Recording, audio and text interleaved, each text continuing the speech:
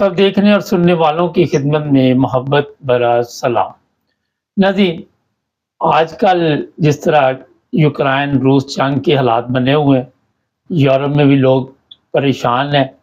हमारे साथ होंगे इरफान अहमद खान साहब। खान साहब, क्या ताज़ा सूरत-ए-हाल है, ज़रा हमारे देखने वालों को बताइएगा?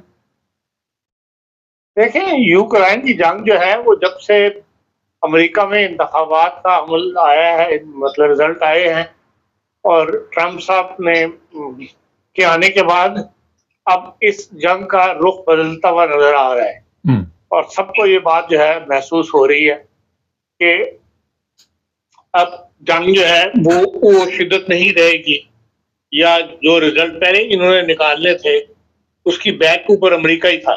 जब अमेरिका की पॉलिसी बदल जाएगी तो जाहिर है फिर नताइज भी अपने सामने आएंगे। ट्रंप का ये बयान कि मैं 24 घंटे के अंदर इसको बंद कर दूंगा, इस जंग को बंद कर सकता हूं, इससे काफी यूरोप जो है वो डिस्टर्ब हुआ है, क्योंकि सबसे ज्यादा पैसा तो यूरोप को खर्च हुआ है और अमेरिका का भी यकीन पैसे खर्च हुआ। अमेरिका ने बहुत पैसा दिया, लेकिन खतरा जो है इस जंग से वो सबसे ज्यादा यूरोप की सरहदों के करीब है जी। तो इन्हें तो इस बात का शुक्र करना चाहिए कि अगर ये जंग बंद होती है, लेकिन वो इस खतरे को महसूस कर रहे हैं कि भाई जंग खत्म होने से पहले पहले या ट्रंप के आने से पहले पहले, हल्फ उठाने से पहले पहले तो रूस जो है वो ताबड़तोड़ हमले कर रहा है और वो ज्यादा से ज्यादा यूक्रेन के इलाके पे कब्जा करके यूरोप के और करीब आना चाहता है, जो मुस्तकबिल के लिए एक दर्द सरी रहेगी यूरोपियन ममालिक के लिए। ये जो है यूरोप को खतरा जो है बढ़ रहा है और बात रिपोर्ट्स ऐसी आ रही हैं, जो एसोसिएटेड प्रेस जो है दुनिया का, उसी ने वहां जाके नुमाइंदे भेज के पास लोगों से इंटरव्यू किए हैं, जिसमें लॉयर्स भी शामिल हैं, जिसमें यूक्रेन का प्रोसिक्यूटर जनरल भी शामिल है और बास जो इनके ब्रिगेड होते हैं, ब्रिगेड 72 का जो कमांडर है उसके भी इंटरव्यूज उन्होंने शामिल किए हैं और वो एक मजबूत बड़ा तफसीली इस बारे में जारी हुआ है और उससे वो यही बताते हैं कि भाई जो यूक्रेन के सोल्जर हैं वो बिल्कुल अब थक चुके हैं इस जंग से।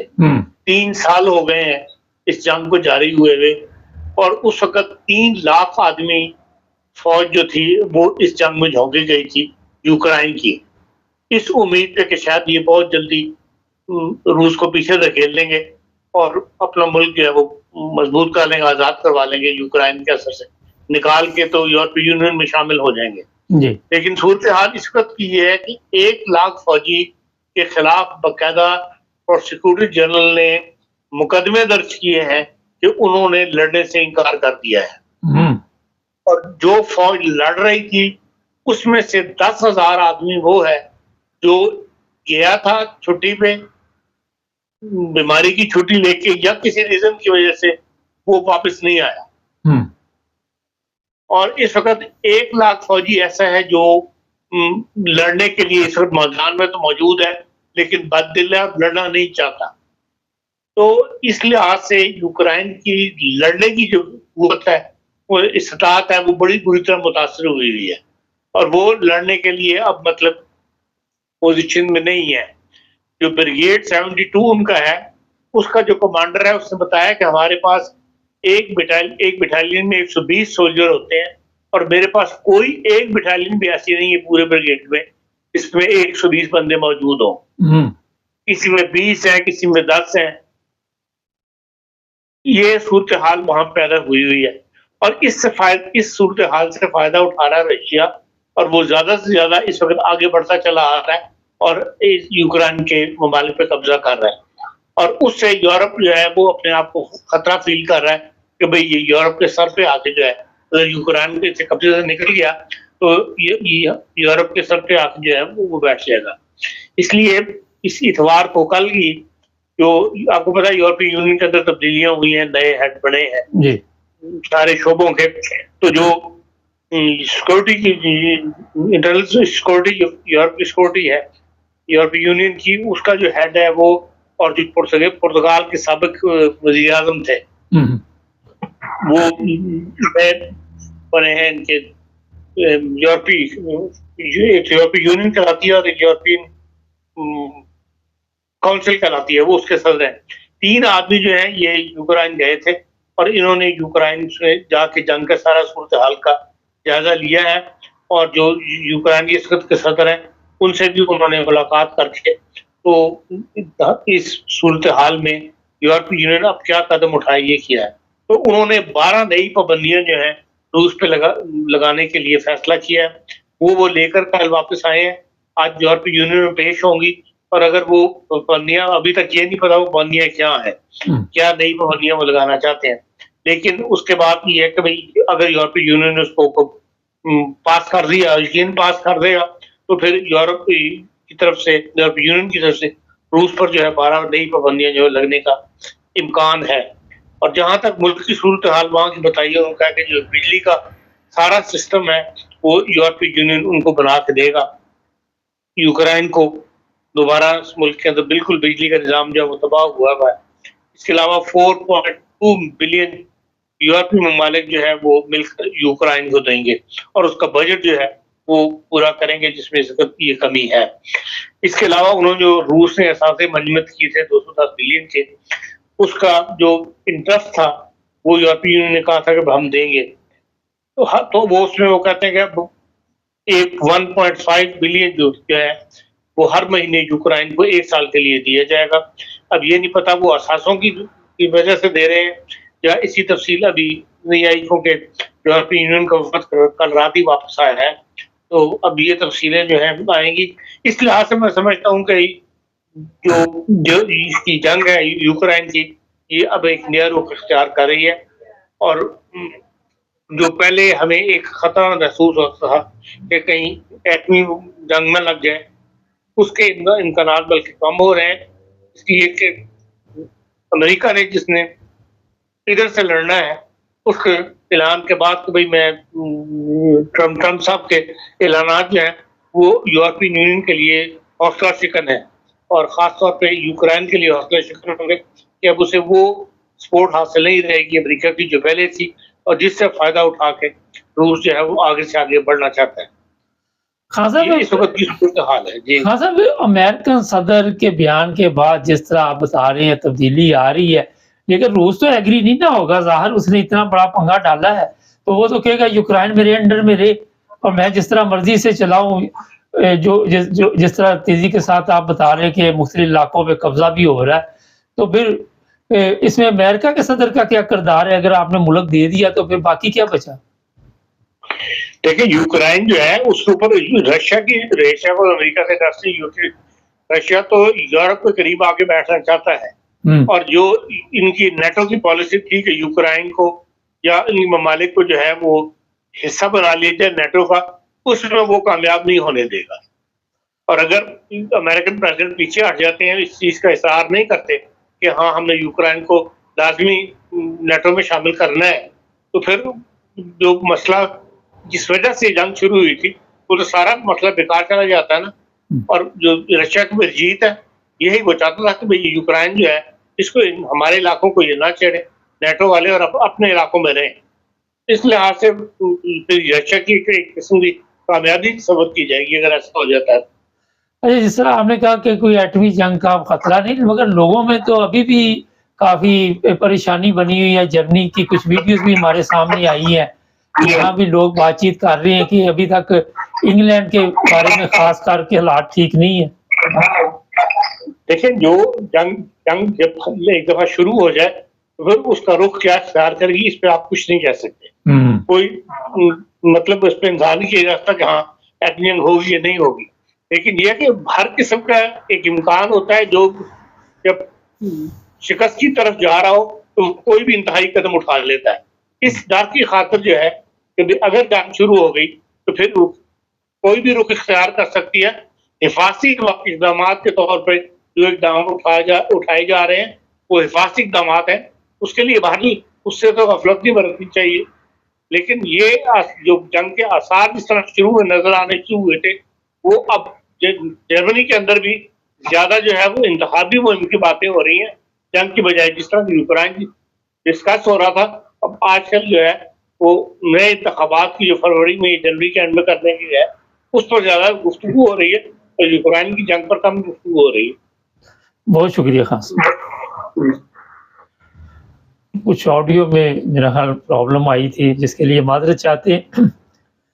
बहुत बड़े-बड़े रूहानी पेशवा हैं, उन्होंने भी इस चीज़ की तरफ तवज्जो दिलाई है कि कुछ ना कुछ होने वाला है। जिस तरह अभी खान साहब ने कहा कि जंग का कोई पता नहीं होता किस तरह रुख मोड़ ले, और लोग जो हैं वो काफ़ी इस वजह से डिस्टर्ब भी हैं। कई लोग ऐसे हैं यहाँ पे जो अमीर लोग हैं, वो मुख्तलिफ ममालिक का रुख भी कर रहे हैं, इंग्लैंड से भी। और इंग्लैंड में इस वक़्त जो मौजूदा सूरत-ए-हाल है, क्योंकि बड़ी बिज़ी ज़िंदगी है, मगर लोगों में बातचीत हो रही है कि अगर आने वाले दिनों में कोई जंग हो गई तो क्या बनेगा हमारा। ज़िंदगी के साथ-साथ ये सब कुछ देखते हैं आगे-आगे क्या होता है।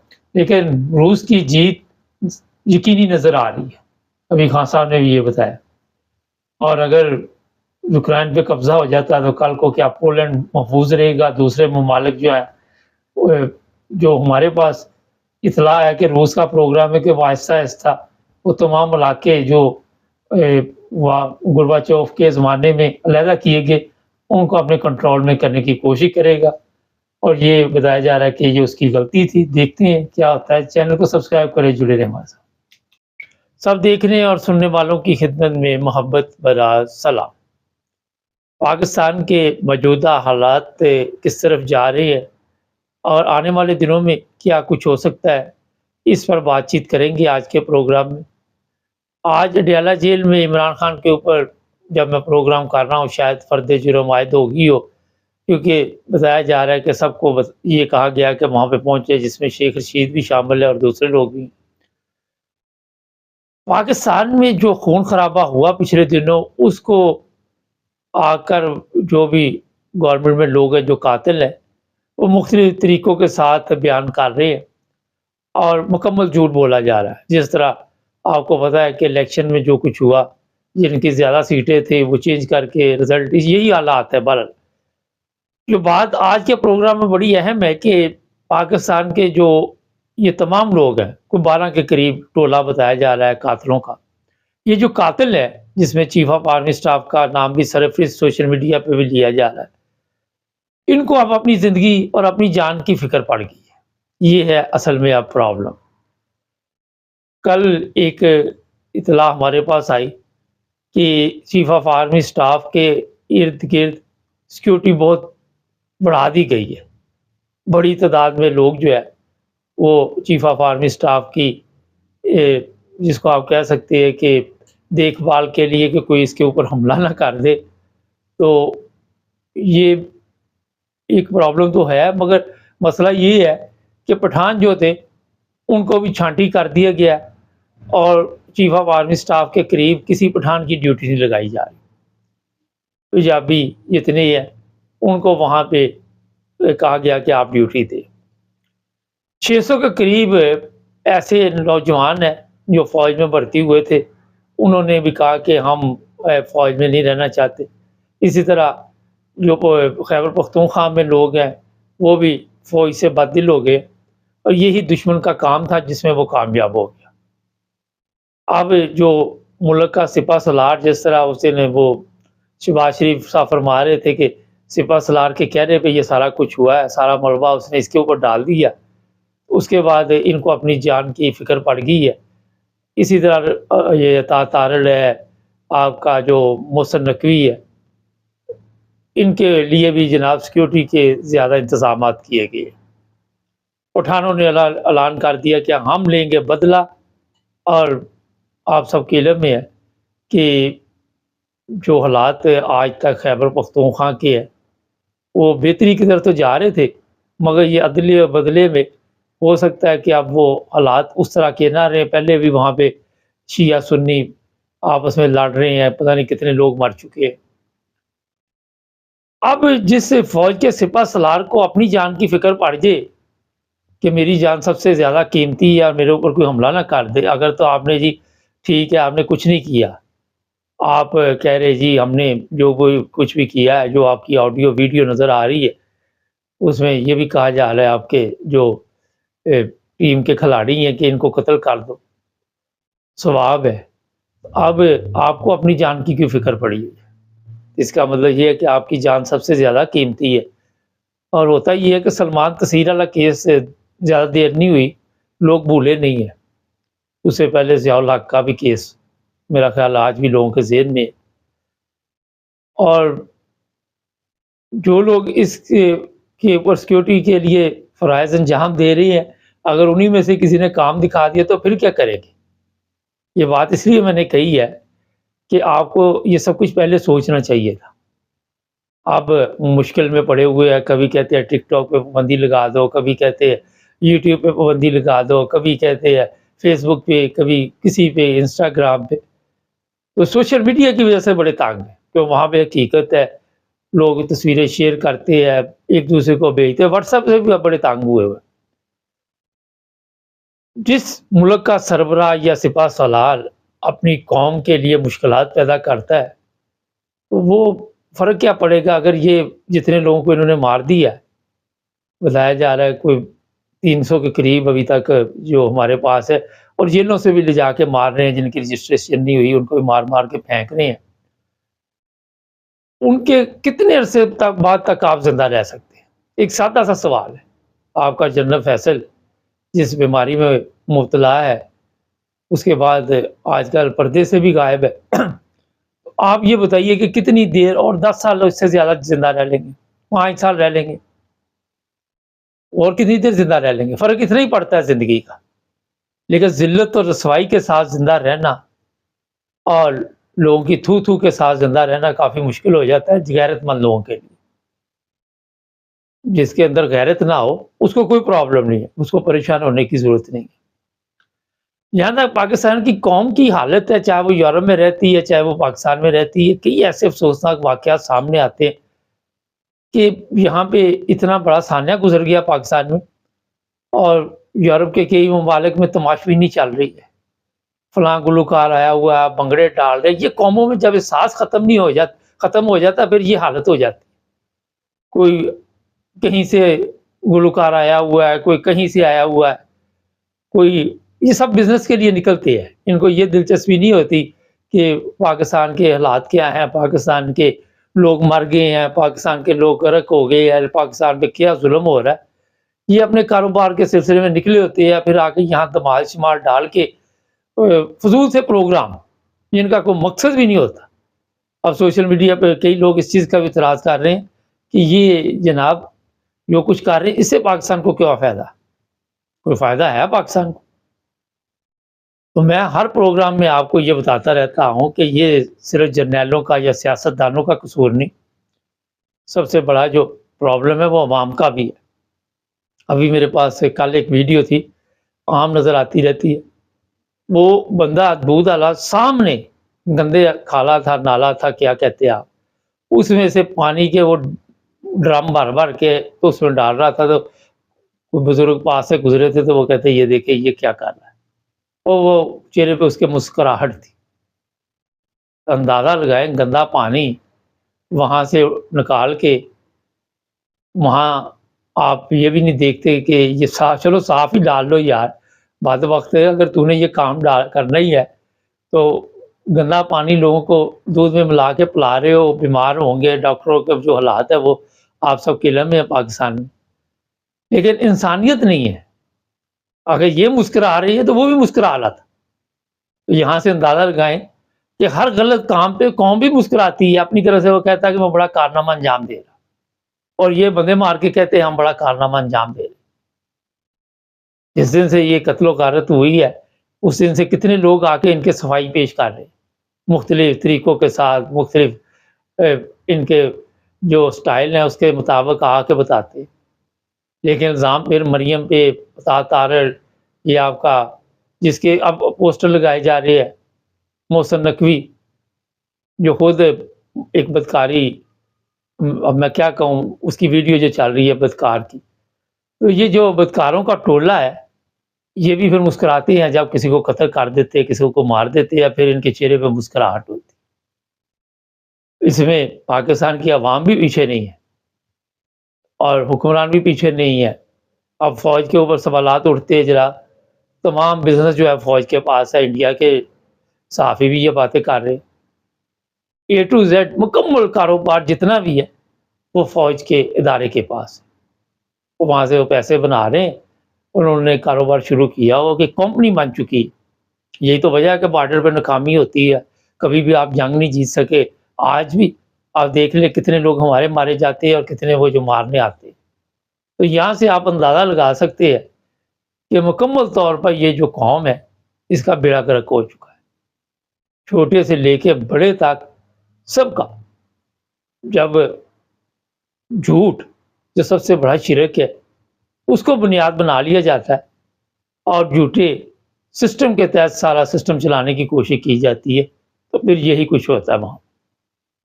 लोगों के ऊपर मज़हबी तौर पे भी झूठे केस बनाए जाते हैं।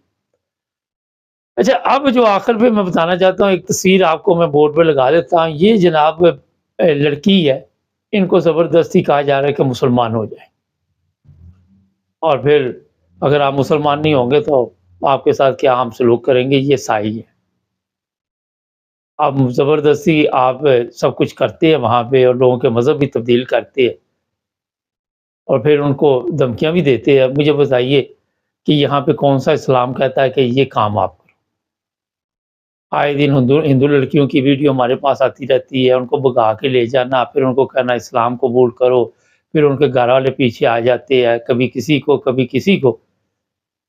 और ये ज़बरदस्ती की ज़िंदगी जो पाकिस्तान में, ये नहीं कि उनको मज़हब आप तब्दील करा रहे, आप खुद भी ज़बरदस्ती की ज़िंदगी ज़िंदा रह रहे हैं, मजबूरी की हालत में, और कोई मकसद नहीं।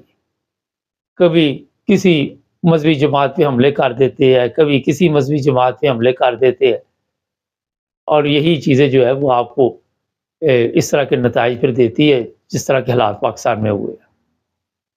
अंदाज़ा लगा सकते हैं आप, मज़हब के नाम पे लोगों का खून बहाया जाता है, सियासत के नाम।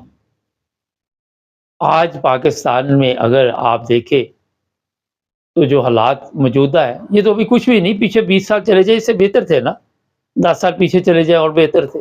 आगे-आगे देखिए क्या आता है, आगे-आगे देखिए, अगर 2-4 पठानों ने 2-4 को लटका दिया ना, किसी तरह भी, तो उसके बाद देखिए कि किस तरह खाना जंगी पाकिस्तान में शुरू होती है।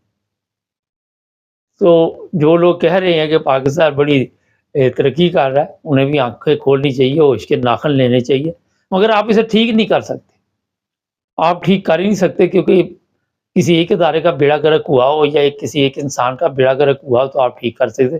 जब हर तरफ ही बेड़ा गर्क हुआ हो तो कैसे आप ठीक कर सकते? आज हमारे साथ कुछ और भी लोग होंगे मुख्तलिफ प्रोग्रामों में, हमारे साथ रहें, जुड़े रहें और चैनल को सब्सक्राइब करें। कमेंट्स खोल दिए गए हैं, लेकिन कोई गाली वगैरह वहाँ पे लिखें ना, बेहतर है अच्छे-अच्छे कमेंट्स लिखें और सारे कुछ ना कुछ लिखते रहे।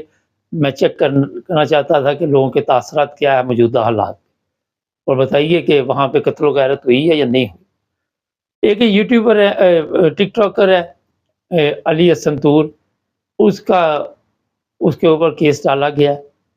उज़्मा बुखारी का मैं दोबारा अपील करूँगा, जो भी लोग हैं कि ये ज़ुल्म ना करें। वो बेचारा परदेस से आया, रोज़गार के लिए परदेस में गया हुआ था, फौरी तौर पर उसे रहा किया जाए। सियालकोट से उठाया गया और लाहौर लेके गए हुए।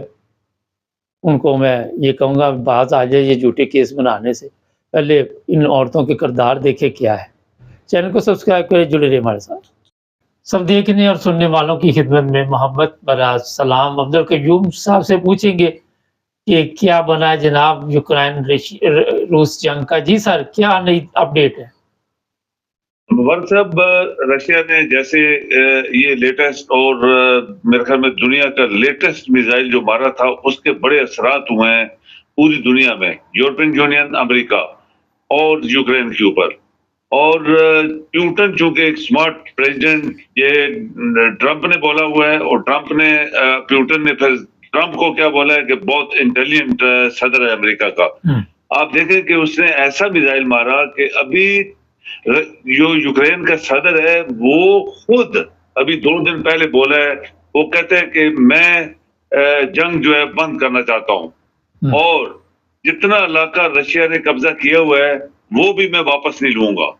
और जंग सिर्फ बंद हो जाए रशिया से और रशिया हमारे ऊपर और मिसाइल न मारे, यानी उसकी इतनी तबाही हो चुकी है कि वो खुद इतना मुंह से अभी फटा है और फिर ये कहता है कि जो इलाका रशिया ने ले लिया मैं नहीं लूंगा, लेकिन यूरोपियन यूनियन मुझे गारंटी दे कि दोबारा रशिया जो है हमारे मेरे ऊपर हमला नहीं करेगा और मेरी और जमीन काबू नहीं करेगा।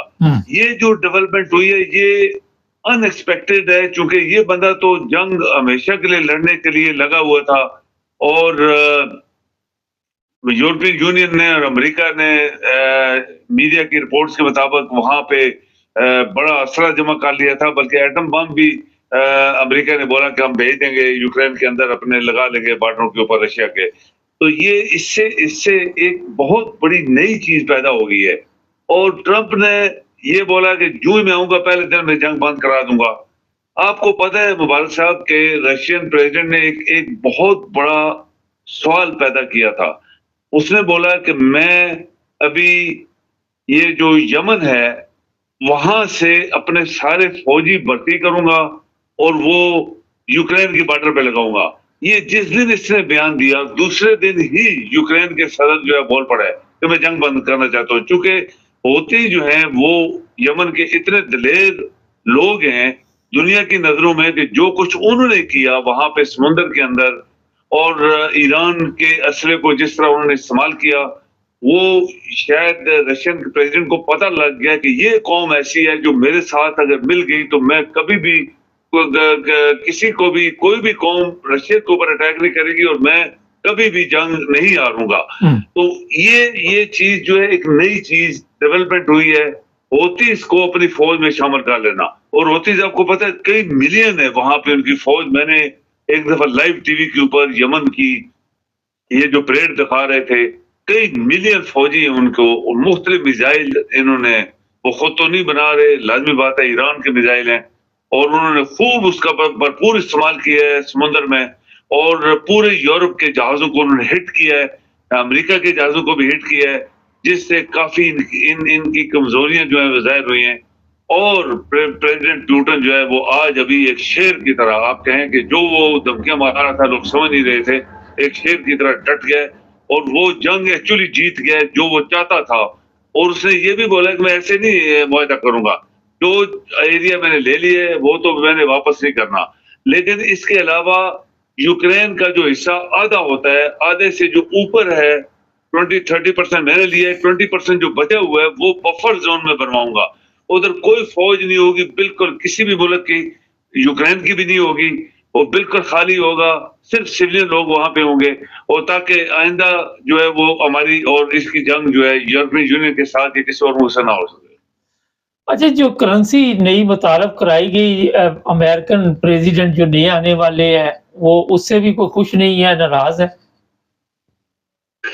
करेंसी जो नई ये जो ब्रिक्स, मेरे ख्याल में ब्रिक्स ही था इसका नाम, वो करेंसी जो पुतिन और चाइनीज और कुछ उनके जो मेंबर्स हैं वो जो इंट्रोड्यूस करना चाह रहे थे, उसके लिए कल ट्रंप ने बयान दिया है कि अगर नई करेंसी आई तो मैं 100% जो है वो चार्जेस जो हैं वो लगा दूंगा जितनी भी चीजें अमेरिका में आएंगी इन ममालिक की तरफ से। तो इससे कुछ तो खटाव पड़ेगा, लेकिन क्या चाइनीज और रशियंस अभी आप देख रहे हैं कि उन्होंने दोनों ने मिलके, और छोटा सा मुल्क था नॉर्थ कोरिया और ईरान ने कितना साथ दिया रशिया का, वो किस तरह उन्होंने इन सब को डाउन कर दिया है। जो ये रशिया को हराना चाह रहे थे वो सब कुछ खत्म हो गया। अगर ये करेंसी वो इंट्रोड्यूस कर देते हैं तीसरी करेंसी दुनिया में, तो ट्रंप क्या करेगा, ट्रंप कितना कर लेगा? अगर वो सारा सामान ही बंद कर देते हैं अमेरिका में एक्सपोर्ट करना, तो अमेरिका भी तो नहीं चल पाएगा, क्योंकि अमेरिका के अंदर भी जो चाइनीज का सामान है, हर दूसरा सामान वो चाइनीज का ही पड़ा हुआ है। तो ये भी एक मेरे ख्याल में चाइनीज के साथ इनकी टक्कर जरूर होगी ट्रंप की। रशिया तो कोई चीज ऐसे एक्सपोर्ट नहीं कर रहा वहां पे अमेरिका में, सिवाय कुछ मोटी मोटी चीजें।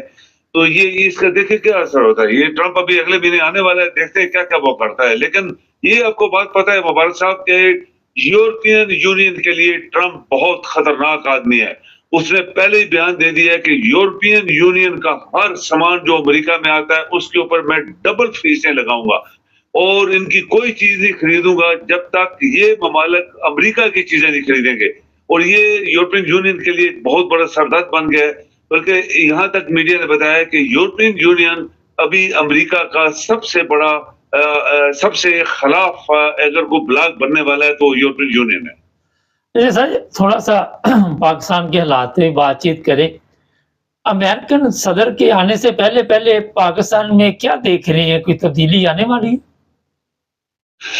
देखिए ट्रंप मुबारक साहब ये बड़ा दलेर आदमी है, ये आपको मानना पड़ेगा। ट्रंप बहुत दलेर आदमी है और वो कुछ कर जाएगा। मेरे ख्याल में जब तक वो ट्रंप नहीं आता उस वक्त तक शायद उसकी अभी वो वक़्त नहीं है जो as a president of America होगी। और पाकिस्तान में जो कुछ हुआ है 2-4 दिन पहले, ये पूरी दुनिया इससे पूरी दुनिया के अंदर एक वबाल आया है। बड़े बड़े ममालिक ने सवाल किया है कि ये क्यों इतनी दुनिया मारी गई है और किसने मरवाई है, इसके ऊपर हम इंक्वायरी करवाएंगे। और पाकिस्तानी गवर्नमेंट, चूंकि सारी दुनिया को पता है कि पाकिस्तानी गवर्नमेंट एक जाली गवर्नमेंट है, ये फ्रॉड से बनी है और फ्रॉडुलेंट्स लोग इसके आगे पीछे हैं जो मुल्क चलवा रहे हैं। तो इसके बाद तब्दीली आएगी। ट्रंप के आने के बाद इससे पहले क्या तब्दीली आती है, पॉसिबली अगर ये फ्रॉडी जो है अगर ये इमरान को रिहा कर देते हैं या इमरान के लिए कुछ सहूलियात पैदा कर देते हैं तो पॉसिबली शायद छोटी मोटी कोई चीज मूवमेंट आगे करे। लेकिन जो इमरान की आप कहें कि जो इमरान की डिमांड है कि वो इलेक्शंस जो हमारे थे जीते हुए उनको वापस किया जाए। 26 अमेंडमेंट जो अभी आई थी जिसमें जाली सारा कारोबार किया गया, जजेस को इधर उधर, आर्मी को एक्सटेंशन दी गई, सरबराहों को ये खत्म की जाए। और बाकी जितने लोग हमारे हैं वो जिन्होंने अभी जैसे मरवाए हैं और पहले भी जो कुछ किया उनके खिलाफ सख्त सजाएं उनको मिलनी चाहिए। तो ये तो नहीं मानने वाले ना, इनके तो पांव खुट जाएंगे फिर। लेकिन ट्रंप आने के बाद हर चीज मुमकिन नजर आती है। मुबारक साहब सर ये बताइए कि इमरान की जिंदगी को शदीद खतरा बताया जा रहा है, आप समझते हैं कि कोई ऐसा कदम उठा लेगी गवर्नमेंट जो मौजूदा है, जिनके हाथ में ताकत है, कि उसे रास्ते से उठा के सफाई मार दें?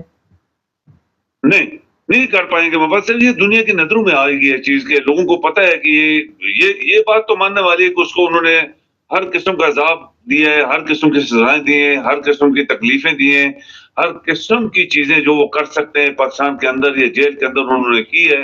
लेकिन उसको मरवा नहीं पाएंगे, उसको कत्ल नहीं करवा पाएंगे, क्योंकि ये इतना बड़ा अजाब, इतना बड़ा वबाल आएगा दुनिया में कि ये बच नहीं पाएंगे, ये खुद नहीं बच पाएंगे। ये खुद क्रिमिनल्स है। आप देखें ना, ये कितने बड़े क्रिमिनल्स हैं जिन्होंने पाकिस्तान को लूटा हुआ है, लोगों को कत्ल करवाया हुआ है, जायदादें जब्त की हुई हैं। इनका हर काम आज तक 3-4 दफा इन क्रिमिनल्स ने अपनी सजाएं माफ करवाई हैं। ये इतने बड़े क्रिमिनल्स हैं।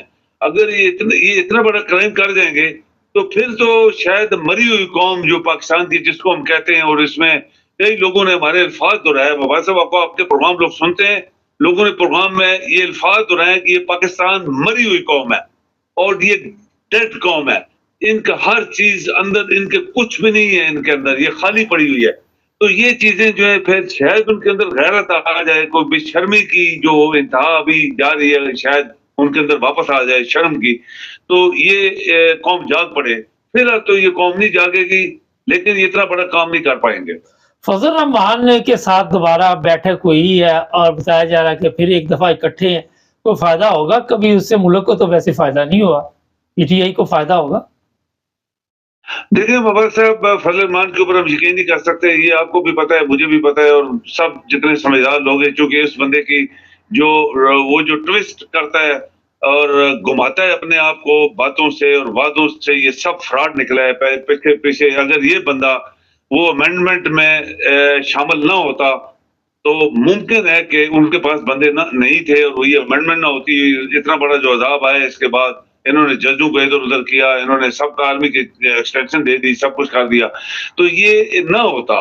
ये वहां क्यों इसने फिर वोटें डाली थी, ये इसके करेक्टर की बात है। ये शुरू से ऐसे ही करता रहा है। इसकी तकरीरों के ऊपर हम नहीं जाएंगे, क्योंकि तकरीर मुल्ला है। मुल्ले जो है पाकिस्तान की तकरीरें बहुत बड़ी बड़ी जबरदस्त किस्म की करते हैं, लेकिन अंदर से वो मुनाफिक होते हैं अंदर से वो झूठे और फ्रॉडी होते हैं, और ये उन्हीं में से एक बंदा है। सो इसकी बातों के ऊपर मेरे ख्याल में हमें यकीन नहीं करना चाहिए।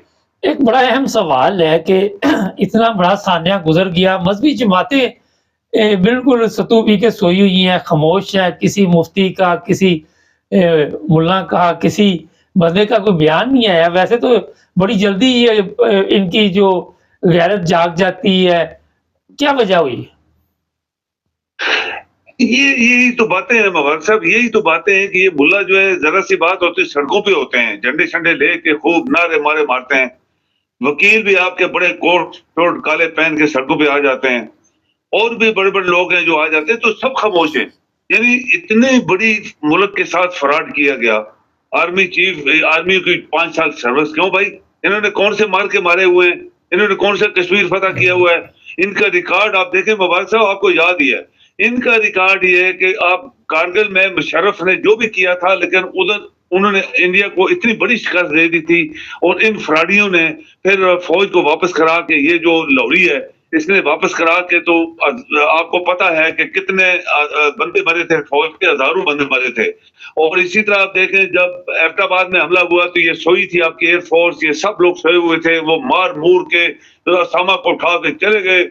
ये ख्वाबों में तो क्या कहते हैं, वो ख्वाब देख रहे थे। और बड़े बड़े वाकयात हुए पाकिस्तान के। इंडिया ने इतना बड़ा हमला किया कश्मीर के ऊपर, 30-40 जहाज लेके आई, आपकी एयरफोर्स सोई हुई थी, आपके आर्मी वाले सोए हुए थे, इनके सब रिडार थे वो सारे जैम हो गए थे। तो ये सारी चीजें हैं ना, तो पाकिस्तान के लिए तो इन्होंने कुछ नहीं किया, ये अपने लिए बहुत कुछ कर रहे हैं। अपने लिए नौकरी बढ़ा दो, और सहूलियात में हमें दे दो, डबल ट्रिपल कर दो, और वैसे भी इनको प्लाट्स जो मिलते हैं, मकान मिल रहे हैं, ऐश कर रहे हैं, गाड़ियां, बंगले, कोठियां सब फ्री है। तो पाकिस्तान के लिए किसी ने आज तक आवाज नहीं उठाई। मुबारक साहब, मुल्ला को एक मजहबी कोई नुक्ता मिल जाए, देखे किस तरह सड़कों पे आके नारे मारते हैं। जिस तरह ये जन्नत में ये जाने वाले हैं, तो जन्नत में तो ऐसे नहीं जब मिलती किसी को भी। ये बहुत बड़े फ्रॉडी लोग हैं, ये बहुत बड़े मुनाफिक लोग हैं। ये पाकिस्तानी कौम को मिले, सिर्फ बाकी दुनिया में किसी को नहीं मिले, सिर्फ सारे पाकिस्तान को मिल गए, और पाकिस्तान इसे जी नाज़रीन, किसी वजह से राब्ता ख़त्म हो गया। अच्छा, मजहबी हालात ये हैं कि जिस तरह अभी सर ने भी बताया, ये 65 की जंग में मज़हब की वजह से कमान तब्दील की गई। आप सबको इल्म होगा कि जनरल अख्तर के बारे में सब जानते हैं कि बहादुर आदमी था, और जंग के दौरान सिर्फ ये जी अहमदी है। और यही कारगिल में हुआ, वहाँ भी जब आप अपनी फ़ौज को मरवाना शुरू कर देते हैं, बांग्लादेश अलहदा हुआ, जो खैबर पख्तूनख्वा के हालात है, बलूचिस्तान के। और जब तक आप एक पाकिस्तानी कौम नहीं बनेंगे और दयानतदार, सबसे बड़ा प्रॉब्लम है पाकिस्तानी कौम बनने से पहले दयानतदार, उस वक्त तक पाकिस्तान के हालात ठीक नहीं होने। चाहे आप फौज में है, चाहे आप पुलिस में है, चाहे आप अवाम है, चाहे आप सियासतदान हैं, चाहे आप अदालतों में जज बैठे हुए हैं, चाहे आप वकील हैं। और ये मजहबी जहाँ पे भी चीज़ें आप देखती हैं आती हैं, वहाँ पे नुकसान होता है मुल्क का भी, लोगों का भी। इस तरह के कवानीन पाकिस्तान में बने हुए हैं। हंसी आती है जब दूसरे ममालिक में लोग रहते हैं और ज़िंदगी गुजार रहे होते हैं। तो मज़हब, अगर तो आपने मज़हब के ज़रिए पाकिस्तान में कोई बड़ी अच्छी तब्दीली लाई है, तो फिर तो बताइए हमें कि ये बड़ा कारनामा अंजाम दिया वहाँ। ये उलमा जो हैं उन्होंने कोई ऐसा काम किया, इसलिए कोई ऐसा कारनामा ना मजहबी जमातों का, ना सियासी, ना फौज, ना अदारे, किसी का भी नहीं। चैनल को सब्सक्राइब करें, जुड़े रहे हमारे साथ।